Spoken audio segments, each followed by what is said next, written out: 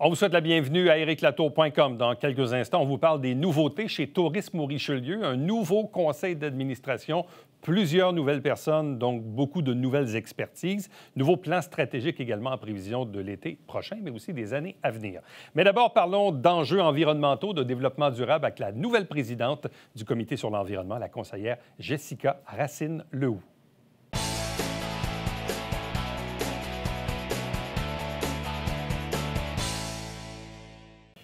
Il y a quelques années, quand on parlait d'environnement ou de développement durable, on parlait d'un sujet à la mode. Philosophiquement, c'était intéressant d'en parler.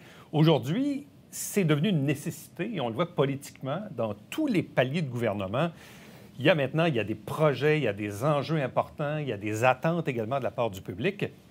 Et c'est la même chose ici à Saint-Jean-sur-Richelieu. Il y a un nouveau conseil municipal, un nouveau conseil, une nouvelle mairesse, de nouveaux conseillers conseillères, dont une qui, d'ailleurs, est un peu, de par sa nature, spécialisée dans le domaine. C'est Jessica Racine-Lehoux. Bonjour et bienvenue. Bien, merci beaucoup pour l'invitation. On est à quelques semaines depuis l'assermentation.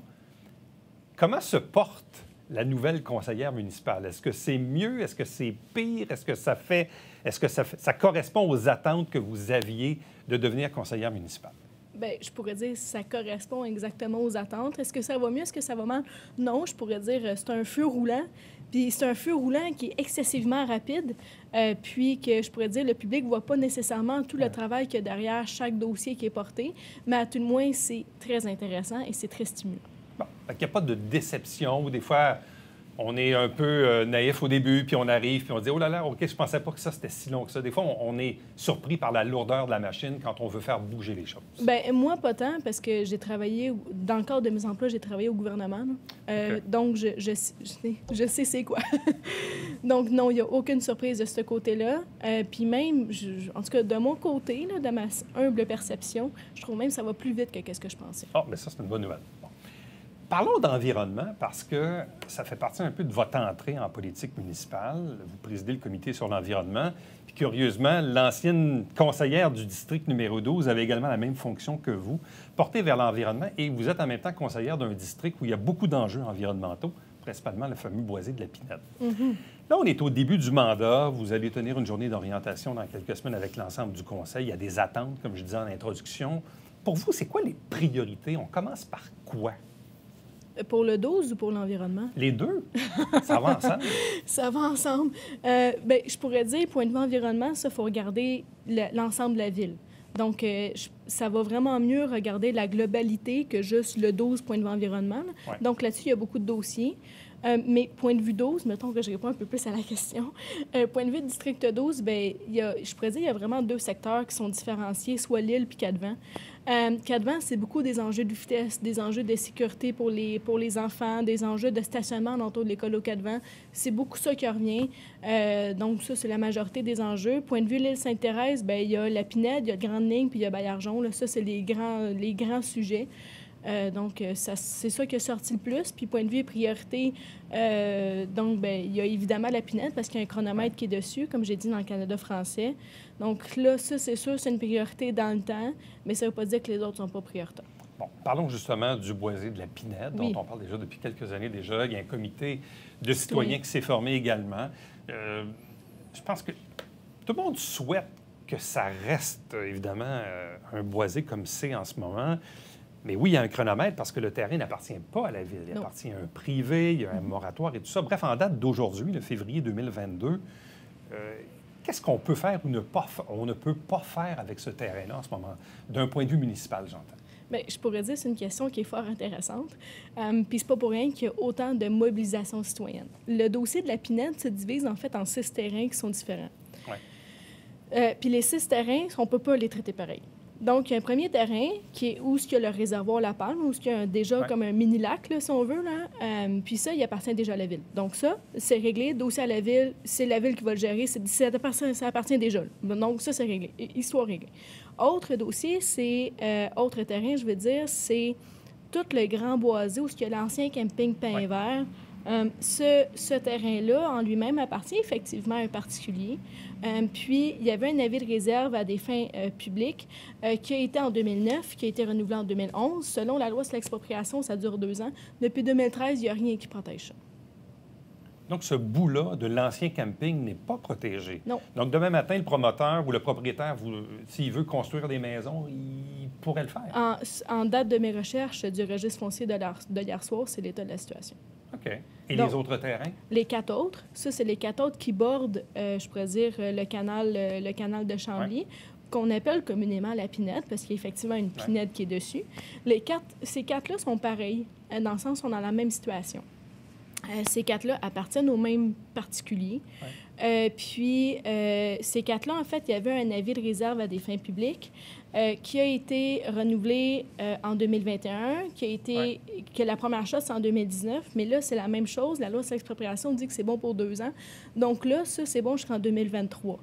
Donc, si on veut trouver une solution pour ces 4 terrains-là, je pense qu'on aurait intérêt à en trouver une d'ici 2023. Mais l'objectif, je dis bien l'objectif, je ne sais pas si c'est ça qui va arriver, mais votre souhait, c'est qu'ultimement la Ville en fasse l'acquisition pour les protéger? Bien, je pourrais dire, ça peut être je pourrais dire, un véhicule de solution, l'acquisition. Il y a plusieurs, je pourrais dire, actuellement, vu que le terrain appartient à la Ville, il y a plusieurs options qui sont possibles. C'est sûr que les citoyens, et ça, c'est ma position qui est bien propre, c'est d'en faire un boisé naturel, que les 4 terrains puis que le grand terrain camping Pin-Vert en devienne un parc nature. Ça, c'est ma position. Mais néanmoins... Mais pour y arriver, ça va prendre des négociations avec le propriétaire notamment, ou de passer par l'expropriation. Il y a d'autres moyens aussi, mais pour l'instant, je pourrais dire, on est à la recherche de moyens qui seraient les plus rapides et les moins onéreux, possiblement dans le but d'en faire un parc nature. Dernière question sur le sujet. Qu'est-ce qui est le plus urgent dans le cas du boisé de la Pinède, là?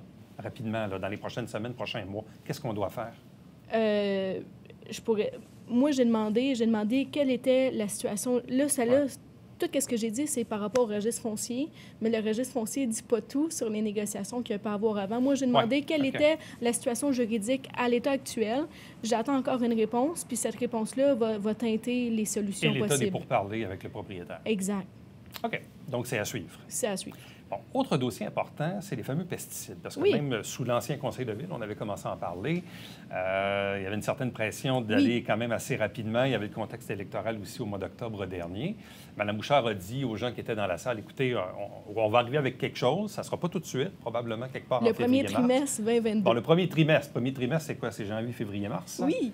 Bon, est-ce qu'on aura un nouveau règlement sur les pesticides d'ici le 31 mars? Le 22 février, c'est le prochain conseil de ville. Oui. Il va y avoir un projet de loi qui va être présenté. OK. Sur les pesticides.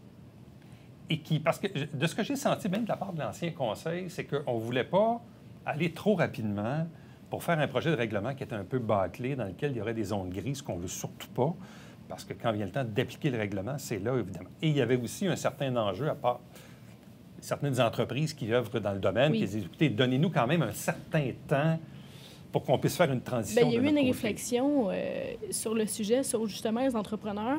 La réflexion qu'on a eue récemment, ça a été, bien, c'est parce que ça fait longtemps qu'on en parle, là. Venez pas dire que vous n'êtes pas au courant. Ils le savent que ça s'en vient. Bien, c'est ça. Donc là, le projet de loi, le projet, pas de loi, de règlement, il est présenté le prochain conseil de ville et on peut supposer qu'il va y avoir un échéancier pour l'adoption qui va être rapide de suite à ça. OK. Mais ce qui devrait satisfaire les gens qui militent en faveur d'une réglementation sur les pesticides. Là. Exact. Bon. Et c'est important qu'on ait ça. Bien, je pourrais dire c'est important dans les pratiques, dans le sens que là, on va interdire certaines sortes de pesticides, mais il y a d'autres sortes qui sont comme un peu des plans B, plus biologiques, ou encore il y a des traitements, ou juste de laisser un gazon plus naturel, puis de ne pas avoir un gazon manucuré tout le temps parfait, bien, ça amène d'autres bienfaits. Donc, est-ce que c'est important? Tu sais, je pense que l'argumentaire sur des pesticides, c'est mauvais, on est au courant de celle-là, là.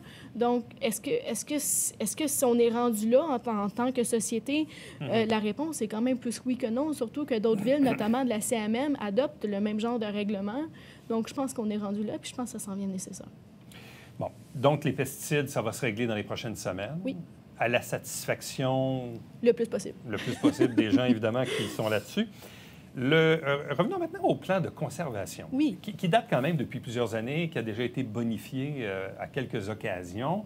Est-ce qu'on doit le maintenir comme il est? De toute façon, on n'a pas le choix. Là. Je veux dire, ce qui est acquis, mais est-ce qu'on doit aller plus loin? Est-ce que la Ville doit protéger d'autres zones éventuellement dans ce plan-là? Ah, la réponse est oui.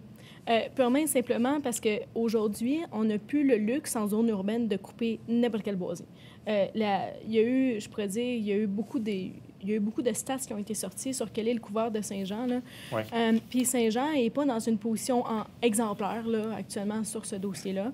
Donc, tout ce qui est zone boisée, il faut tout faire actuellement pour les conserver, les protéger, les mettre en valeur en termes d'espace boisé. Bon. Le PC3, le plan de conservation 3, est actuellement une carte qu'on peut trouver sur le site web de la Ville. Puis, il y a eu, au dernier conseil de Ville, un appel d'offres qui a été refusé. L'appel d'offres était en lien avec comment faire de ce plan de conservation-là 3, pas juste une carte, mais un plan de conservation. Donc, d'en faire des orientations, d'en faire des axes, je pourrais dire des axes d'action, comment qu'on peut faire de la carte vraiment quelque chose de concret. Donc, est-ce que faut tout ce qu'on a actuellement là, comme boisé, est-ce qu'on devrait tout faire pour le conserver? Oui, mais cependant, il y a eu une administration avant celle Bouchard. Il y a eu des ententes qui ont été faites avant aujourd'hui. Puis, il y a des fois où est-ce que, malgré la meilleure volonté du monde, on ne sera pas capable. Puis ça, j'avise d'avance, là. Mais néanmoins, ce genre de décisions-là qui a des engagements, qui a des droits de propriété précédents, il y a des fois où on va être obligé de dealer avec l'héritage qu'on a aujourd'hui. Mais c'est, je pourrais dire, la bonne foi est actuellement présente là, sur ces dossiers-là. Tout le monde va faire de son mieux. Puis moi, personnellement, je m'engage à tirer le plus possible sur ce dossier-là. C'est drôle parce que moi, l'impression que j'avais, autant quand on a fait la première adoption, je me rappelle même, c'était le conseiller du même quartier que vous êtes, M. Quentin, qui avait mis beaucoup de pression sur le maire Dolbec à l'époque, je remonte, là, pour avoir l'adoption du premier plan qui a été bonifié sous l'administration Fecteau. Ça, c'est le 2, là, on est rendu au 3. Mais l'impression que j'avais, c'est qu'on avait tout mis là-dedans, ce qu'il y avait à protéger. Mais ce que j'en comprends aujourd'hui, c'est, je ne sais pas s'il y a eu des oublis, mais bref, de ce que je comprends, il y a encore des zones qui auraient pu ou qui devraient être ajoutées à ce plan-là. Il y en a encore. Il ne doit pas en rester gros, mais il en reste. Je pourrais dire qu'il n'en reste pas nécessairement gros, là. Il n'en reste pas nécessairement gros. Je pense pas qu'il y ait nécessairement des oublis, là. Mais je pense que où est-ce qu'on est rendu aujourd'hui, c'est comment faire pour que ce plan-là reflète je pourrais dire, reflète la situation réelle. Parce que là, on parle beaucoup en théorie, puis on parle d'une carte. Mais il y a une différence entre une carte et la vie réelle. Dernière question qui touche un peu les parcs nature. On l'a abordé tantôt. Je prends mon propre exemple. J'habite dans un quartier non loin du parc des Palulines. Et moi, je le dis souvent, je souhaite à tout le monde, quand c'est possible, d'avoir un parc des Palulines dans son district. On s'entend que dans le centre-ville, NDA ou Saint-Edmond, ça ne sera pas possible. Mais est-ce qu'on pourrait voir naître à Saint-Jean d'autres parcs nature similaires à celui qu'on a entre l'Acadie et NDL? La réponse serait oui. C'est notre objectif avec la PNED. C'est l'objectif. Il y a le parc, il y a le fameux boisé que j'ai zéro milité pour dans le passé, qui est le boisé Fortier-Colibri. Donc ça, c'est un nouveau parc nature, je pourrais dire, en devenir. Ensuite de ça, donc ça, c'est ces deux-là. Est-ce qu'il pourrait y en avoir d'autres? Il y a le Carillon aussi, qui est dans les mêmes visées. Donc là, je pourrais dire... Il peut en avoir quelques-uns. Il commence à en avoir quelques-uns. Je peux pas dire que c'est la panacée. Je peux pas dire que c'est parfait. Est-ce qu'on peut faire mieux? L'idée, c'est de faire mieux, là. L'idée, c'est de faire mieux, mais là, par rapport à il y a quelques années, il y a une belle amélioration. Bon. Et les citoyens s'impliquent aussi au niveau de l'environnement? Vous sentez vraiment que les gens veulent s'impliquer avec la ville? Bien, je pourrais dire le Comité sur l'environnement et le développement durable a énormément de pression citoyenne. Il y a beaucoup d'attentes envers ce comité-là. C'est ça, il y en a beaucoup. Ça l'interpelle beaucoup. Puis, bien, c'est tant mieux. À quelque part, c'est tant mieux. Donc, Jessica Rassenau, merci beaucoup. Bien, bienvenue. Bonne chance. Merci. Reste avec nous. On va revenir après ceci.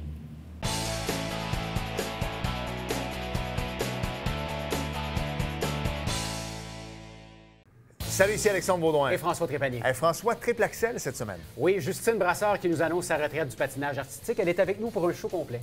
20 ans. Ouais. La vie devant elle. Ouais. Mais elle en a fait pas mal, hein? Mais hein? Ne manquez pas ça.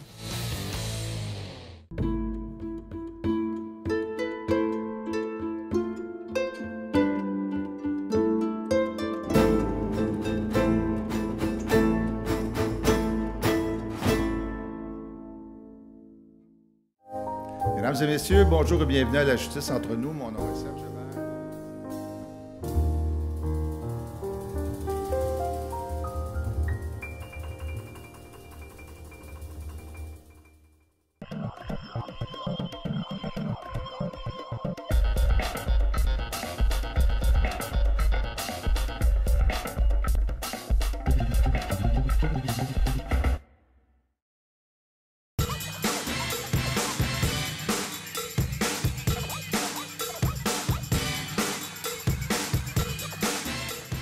Dimanche, 9h30, Télé Bingo.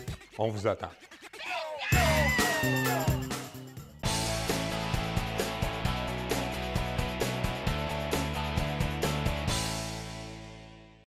Une vague de nouveautés chez Tourisme au Richelieu. Pour en parler, deux invités. D'abord, la présidente du conseil d'administration, Martine Lorrain-Caillé. Bonjour. Bonjour, Éric. Accompagnée d'Isabelle Charlebois, qui en est la directrice générale. Bonjour et bienvenue. Bonjour, Éric, et à tous. Bon.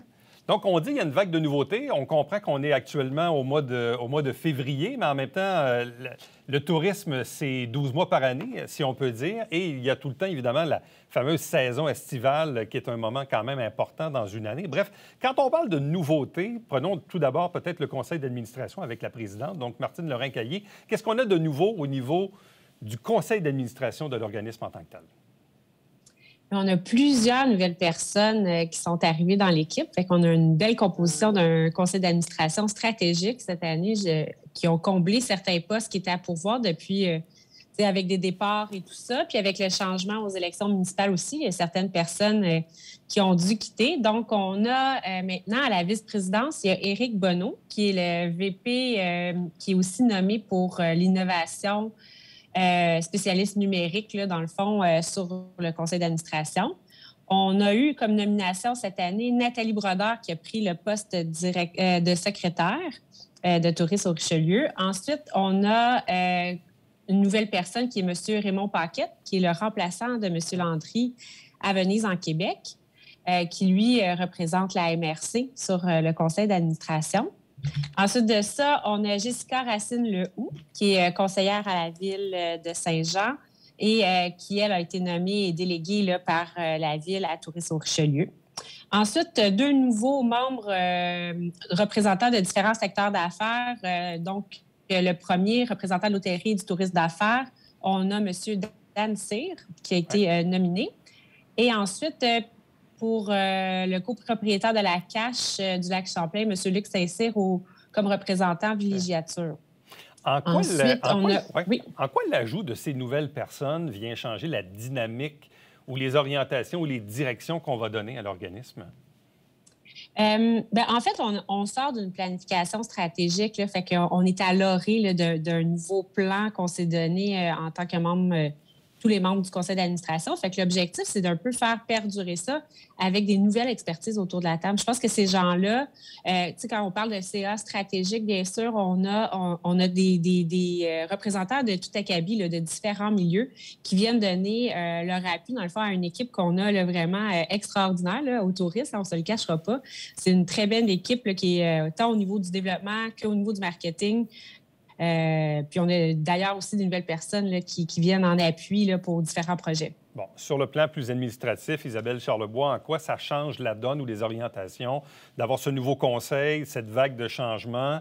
On se sort là, de 2 ans de pandémie et tout le monde souhaite qu'on ait un été un peu plus normal, je présume, au niveau du tourisme. Bref, quel est le contexte dans lequel on opère là, en février 2022?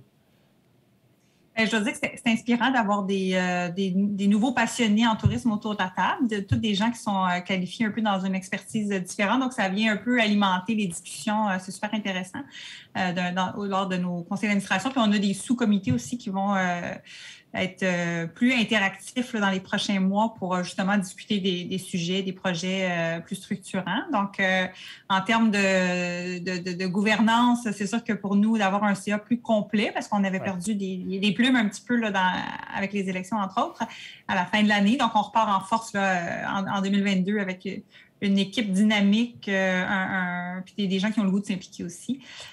Puis au niveau de l'équipe, ça vient renforcer aussi là, la gouvernance là, au niveau de l'équipe également.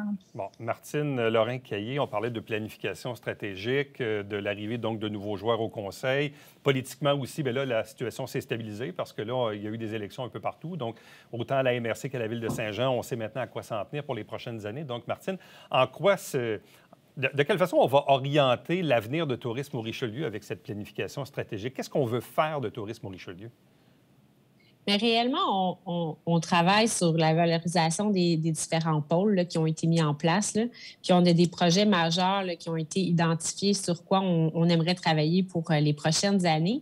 Donc, les pôles comme la rivière Richelieu, entre autres, là, on a des projets en ce sens. On a le pôle Mont-Saint-Grégoire, pôle Saint-Jean, pôle... Donc, tu sais, je pense que tout le monde va être mis à profit. Puis les nouvelles élections, puis la MRC, ça va dans cette lignée-là aussi, là, dans le fond, qu'on peut travailler de façon globale sur le développement du tourisme sur le territoire. Que ce soit par les escapades, que ce soit par l'agrotourisme, que ce soit par le cyclisme. Je veux dire, on a des axes vraiment intéressants qui sont en plein essor et en plein développement. Isabelle Charlebois, tantôt, je faisais référence à la COVID. Donc, la COVID qui a provoqué forcément des changements d'habitude parce que les gens, dans certains cas, quittaient le pays ou la province pour voyager. Évidemment, on a eu des contraintes à cause de la COVID.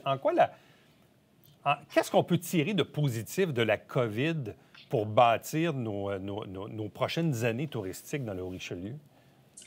De positif, moi, je trouve que les citoyens, entre autres, de la Montérégie, là, je vais parler plus largement, plus régionalement, ont redécouvert leur région, donc dont le Haut-Richelieu. Donc, c'est sûr qu'on a des meilleurs ambassadeurs. Donc, ça, c'est intéressant. Ça fait plusieurs années qu'on tentait de parler un peu plus aux citoyens, puis c'était plus difficile. Mais là, les citoyens se sont intéressés à leur région. Donc, je trouve qu'on a gagné plusieurs ambassadeurs. On l'a vu dans notre bilan estival l'été passé. Là, les Montérégiens, les Montréalais étaient au rendez-vous. Donc, ça, c'est pertinent pour l'avenir. Pour ce qui est des entreprises, malgré la vie dure que plusieurs ont eue, ça a été sûrement une occasion de se réinventer pour plusieurs, d'un point de vue numérique, entre autres, d'un point de vue en tourisme durable. Je sais qu'il y en a beaucoup qui ont pris des virages, donc c'est sûr on était un peu tannés du mot se réinventer, là, mais il y en a plusieurs qui ont réfléchi à leur avenir puis qui ont pris position autrement là, pour les prochaines années. Bon, on le sait, puis Martine en faisait mention tantôt, il y a plusieurs pôles qu'on connaît, là, évidemment, Saint-Grégoire, Venise-en-Québec, la rivière, les Montgolfières, bref, on connaît tout ça. Mais on sent, puis souvent dans le monde du marketing, on dit qu'il faut avoir une proposition de vente unique, là, le fameux USP. Est-ce que pour nous, vraiment, on détermine que la rivière Richelieu, c'est vraiment le filon qu'il faut et qu'on se doit d'exploiter, qu'on doit vraiment... pas tout centraliser parce qu'on a des pôles puis chacun a ses différences, mais est-ce que vraiment la rivière, c'est vraiment le point de développement majeur pour les prochaines années? Bien, je peux y aller. Martine, tu pourras compléter si tu veux. Bien, dans le fond, c'est difficile dans le Haut-Richelieu, autant qu'en Montérégie, là, de se limiter à un seul créneau. Là, je dirais que ce qu'on essaie de faire, en fait, c'est de positionner la région avec la ville de Saint-Jean, avec les municipalités, de structurer la région puis de la positionner pour qu'on attire une clientèle. On est un peu la cour de jeu là, de Montréal, des Montréalais. Donc, c'est plutôt de positionner une région multifonctionnelle, des micro-aventures, des circuits. On dit qu'on est une région d'escapade. Donc, nous, le positionnement qu'on a pris avec le positionnement stratégique qu'on a travaillé à même la planification stratégique, c'est vraiment d'inviter les gens à venir vivre le moment présent dans le Haut-Richelieu, de venir pour s'évader du quotidien à travers une multitude d'activités. Là, on parle une activité, un peu de foodies, un peu de plein air, un peu de culture. Là, donc, c'est plutôt complémentaire. Mais ceci dit, oui, la rivière fait partie des priorités. Là. Bon, Martine, peut-être en complément là-dessus, parce que pendant quelques années, on se disait...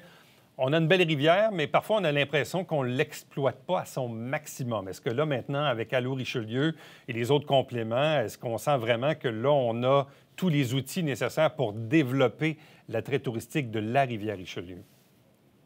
Bien, je pense qu'on a réellement une bonne base là, pour développer la rivière. Je veux dire, juste par le nombre de promoteurs qui téléphonent puis qui se proposent pour créer des nouveaux projets, pour amener des nouvelles offres. Je veux dire, avec Allô ou avec Tourisme, je pense que dans les deux cas, on est plusieurs portes d'entrée là, pour créer des nouveautés sur la rivière. Fait que je pense que c'est juste un plus, dans le fond, dans la globalité, un peu comme Isabelle disait, qu'on ne peut pas travailler un seul pôle. Mais le but, c'est que les gens restent plus longtemps dans la région, qu'ils découvrent l'ensemble de tous les petits trésors cachés qu'on a sur notre territoire, puis qu'on soit capable, bien, justement, d'avoir une offre qui est plus globale.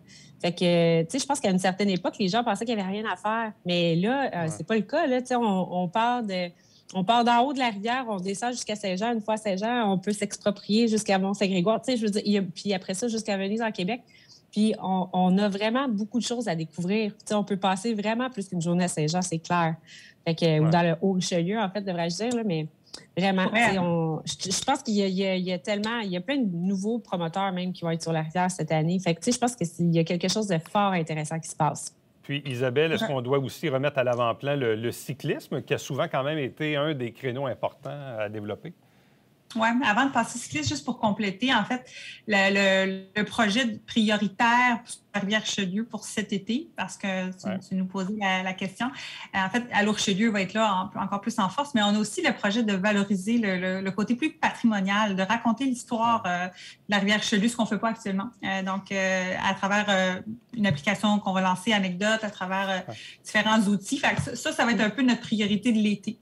Pour arriver au cyclotourisme, en fait, on a Sandra, qui est maintenant notre responsable du cyclotourisme pour la région, qui travaille fort avec les municipalités pour bonifier, dans le fond, les pistes, les halles cyclables. C'est un processus long. On en a encore pour 2022-2023 pour les années suivantes, mais il y a beaucoup de projets avec Tourisme Montérégie, entre autres, puis même les cantons de l'Est, là, en cyclotourisme avec lesquels on travaille là, pour attirer la clientèle à Saint-Jean, parce qu'on sait qu'on a parmi les plus belles pistes cyclables là, du Québec. Bien, merci beaucoup, Isabelle Charlebois, Martine Lorrain-Caillé, donc de nous avoir un peu mis la table sur les nouveautés, nouveaux conseils d'administration, plusieurs nouvelles personnes, des nouvelles orientations. Bref, ça met un peu le topo pour les semaines et les mois à venir. Merci beaucoup. Merci. Merci. Reste avec nous. On vous revient après ceci.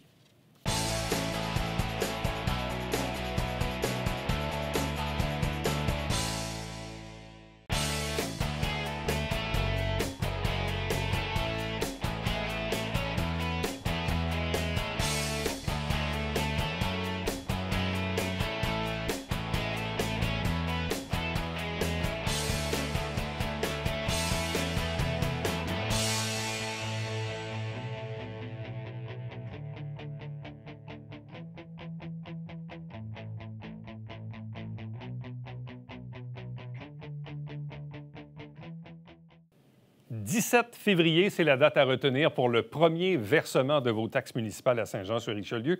Depuis quelques années déjà, on est toujours dans une formule de 4 versements annuellement, mais le premier est attendu pour le 17 février 2022 pour éviter de payer des intérêts. À demain. Bye-bye.